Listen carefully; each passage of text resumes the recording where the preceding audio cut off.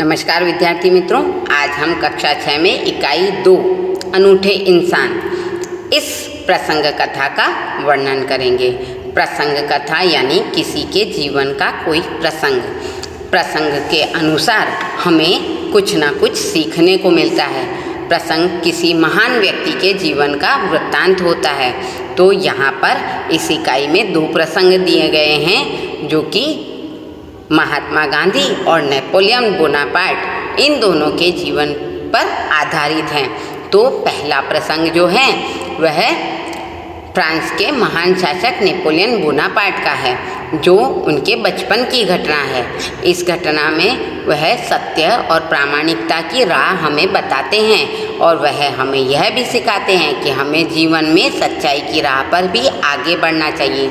दूसरा प्रसंग गांधी जी के समय का है, जहाँ पर कौमुदी नाम की एक लड़की है जो अपने सभी कुछ गहने जो उसके पिता ने उसकी शादी के लिए बचा कर रखे थे, आज़ादी की लड़ाई के लिए गांधी जी को दान कर दिए। तो इस प्रसंग कथा में हमें दान की महत्वता जानने को मिलती है।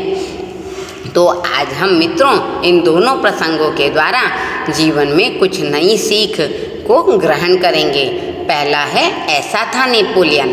तो नेपोलियन जब छोटा लड़का था तो वह सत्यवादी था। सत्यवादी यानी हमेशा सच बोलता था। एक दिन वह अपनी बहन इलाइजा के साथ आँख मिचौनी खेल खेल रहा था।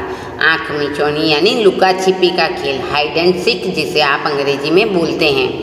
तो वह अपनी बहन इलाइजा के साथ आँख मिचौनी का खेल खेल रहा था। इलाइजा छिपी हुई थी तो नेपोलियन उसे ढूंढने के लिए इधर उधर दौड़ रहा था। अचानक वो एक लड़की से टकरा गया। लड़की अमरूद बेचने के लिए ले जा रही थी। नेपोलियन के टकराने से उसकी टोकरी नीचे गिर पड़ी और कीचड़ होने के कारण उसके सारे अमरूद खराब हो गए। वह रोती हुई कहने लगी कि अब मैं माँ को क्या जवाब दूंगी। देखिए, आपको चित्र में नज़र आ रहा है कि एक लड़की रो रही है, नेपोलियन उसे शांत कर रहा है, उसे पैसे देने की कोशिश कर रहे हैं और पास ही उनकी बहन है इलाइजा जो भाई को कह रही है, चलो भैया हम यहाँ से भाग चलते हैं। तो नेपोलियन ने उदारता का परिचय देते हुए कहा, नहीं बहन, हमारे कारण ही तो इसकी हानि हुई है, उसका नुकसान हुआ ना, उसके सारे अमरूद कीचड़ में गिर गए थे, अब वह उन्हें कैसे बेच सकती थी। तो यह कहकर नेपोलियन ने जेब में रखे 3 छोटे सिक्के उस लड़की को देकर कहा, बहन मेरे पास ये 3 ही सिक्के हैं, तुम इन्हें ले लो।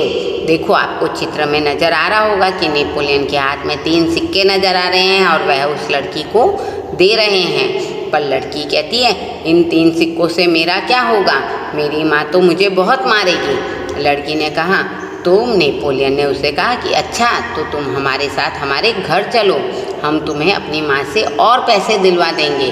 देखिए, उसके सारे अमरूद टोकरी में से नीचे गिर चुके हैं।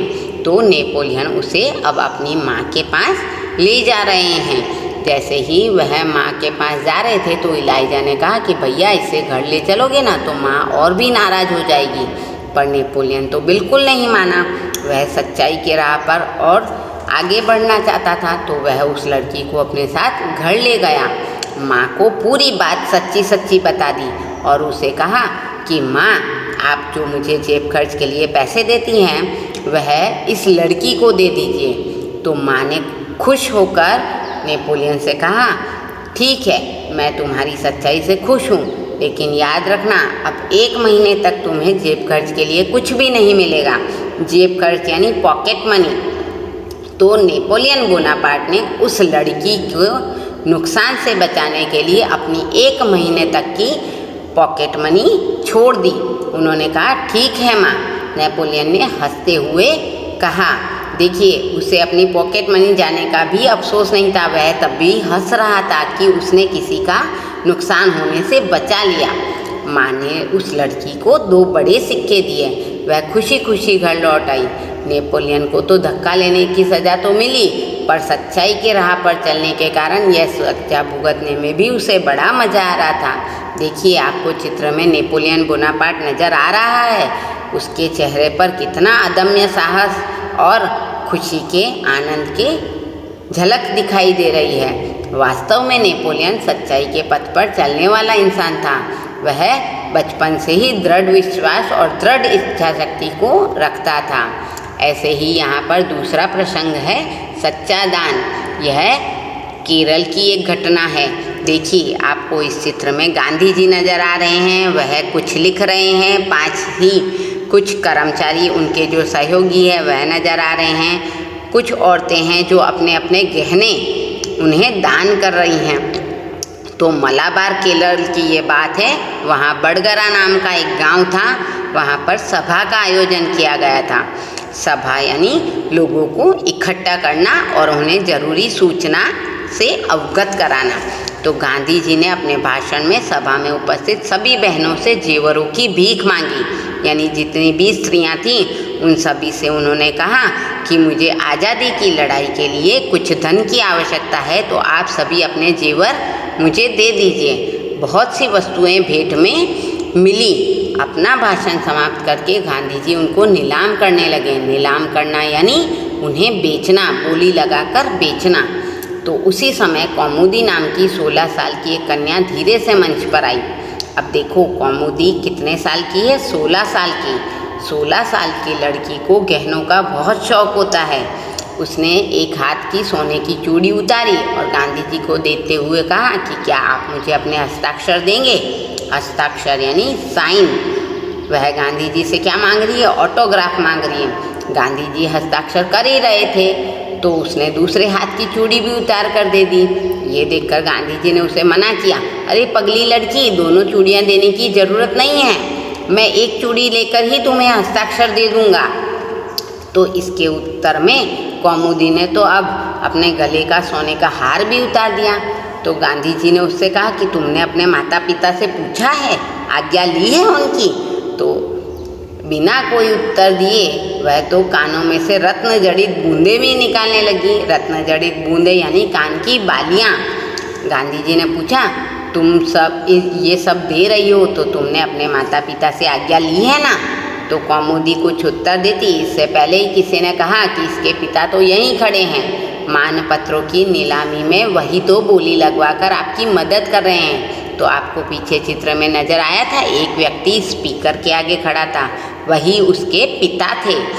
तो गांधी जी ने कौमुदी से कहा, तुम्हें यह तो मालूम होगा कि यह गहने दे दोगी तो तुम्हारे नए गहने फिर से नहीं बनेंगे। तो कौमुदी ने दृढ़तापूर्वक कहा कि ये शर्त मुझे मंजूर है। गांधी जी ने हस्ताक्षर करने के बाद यह भी वाक्य लिखा कि तुम्हारे इन आभूषणों की अपेक्षा तुम्हारा त्याग ही तुम्हारा सच्चा आभूषण है।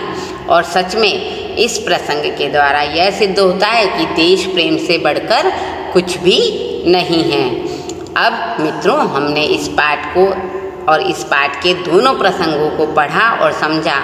हम इस पाठ से यह सीख ले सकते हैं कि दृढ़ता और आत्मविश्वास के बल पर हम हमेशा अपने जीवन में आगे की ओर बढ़ेंगे और इसी से हमें सफलता अपने आप हमारे पास आएगी और हमारे कदम चूमेगी। तो इसी प्रकार अब हम इसके शब्दार्थ पढ़ते हैं। सत्यवादी यानी हमेशा सत्य बोलने वाला। अद्भुत यानी अनोखा। आँख मिचौनी यानी लुका छुपी का खेल। अमरूद यानी जिसे गुजराती में जामफल भी कहा जाता है। पथ यानी रास्ता। दृढ़ यानी मजबूत। निर्माता यानी बनाने वाला। हस्ताक्षर यानी दस्तखत। घटना यानी प्रसंग। उपस्थित यानी हाजिर या वहाँ आए हुए जितने भी हैं। मानपत्र यानी आदर से लिखा गया पत्र। आयोजन यानी इंतजाम। आभूषण यानी गहना। नीलामी यानी बोली लगाकर किसी वस्तु को बेचना। भाषण यानी सभी के सामने सभा में बोलना। त्याग यानी समर्पण। तो मित्रों, आज हमने इकाई 2 अनूठे इंसान इस पाठ में 2 प्रसंगों के द्वारा आत्मविश्वासी और दृढ़ निश्चयी होने का सबक सीखा है। इसी के साथ धन्यवाद।